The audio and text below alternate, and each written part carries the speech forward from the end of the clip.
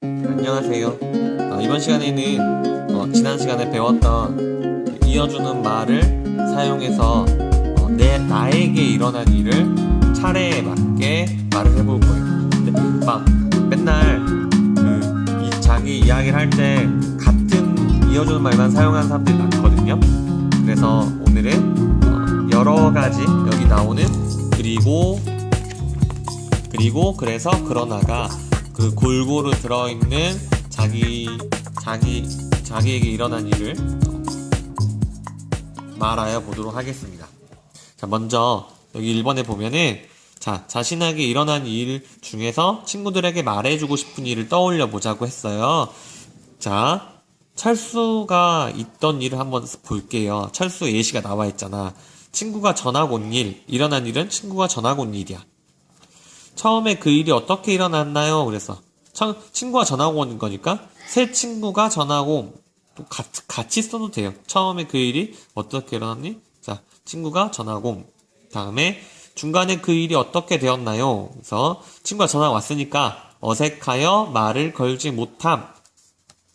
처음에 전학 오면 어색하잖아. 마지막에 그 일이 어떻게 일어났나요? 그래서 친구와 공놀이를 함 이렇게 적어놨어요. 자, 이것이 자연스럽게 이어지기 위해서는 어떻게 말해야 되는지 한번 볼까요? 자, 이거는 이 글의 주제야. 친구가 전학 온 일. 그래서 처음에 새 친구가 전학을 왔습니다. 그래서 어색하여 말을 걸지 못했습니다. 그러나 저는 그 친구와 친해져서 마지막에는 공놀이를 하였습니다. 또는 공놀이를 하여서 친하게 지내게 되었습니다. 친하게 되었습니다. 이렇게 해서 전학 오고 그래서 나가 적절하겠지. 말을 걸지 못하다가 공놀이를 했어. 공놀이 했다는 거는 친해졌다는 거잖아. 반대되니까 그러나 공놀이를 해서 친해졌습니다. 이렇게 이어주는 말을 할 수 있단 말이야. 자, 나 같은 경우는 어떤 일이 일어났는지 너희가 생각을 해서 와야겠다. 그 다음, 자, 방금 여기서 쓴 내용을 살펴보면서 보기에서 어떤 이어주는 말을 사용하면 더 좋을지 생각해 봅시다 라고 했어요. 자, 너희의 이야기가 어떤 이어주는 말을 사용해야 되는지 잘 모르겠지. 그러니까 옆에 친구랑 같이 이야기해보면서 해볼 거예요. 그래도 모르겠으면 선생님한테 물어보면은 선생님이 직접 도와줄 수 있겠죠. 자, 세 번째, 1, 2에서 정리한 내용을 바탕으로 하여 자신에게 일어난 일을 친구들에게 이야기하여 봅시다 라고 했어요. 여기 친구 한번 읽어볼게요. 우리만의 새 친구가 전학 왔어요. 그러나 처음에는 어색하여 말을 걸기 어려웠어요. 그래서 우리는 서로 친하게 지내고 싶어서 함께 공놀이를 했어요. 선생님하고 좀 반대다, 그치?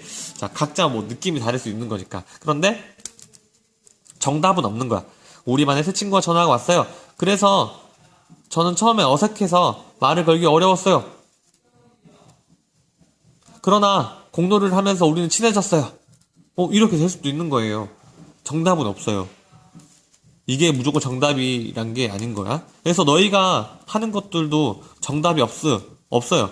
그냥 의미상 봤을 때 적절하다. 그러면은 그게 답인 거예요. 그러니까 자신감을 가지고 친구들이랑 이야기해보면서 여기에는 어떤 이어주는 말이 들어가야겠니? 여기에는 어떤 이어주는 말이 들어가야겠니? 네 생각은 어때? 이렇게 물어보면서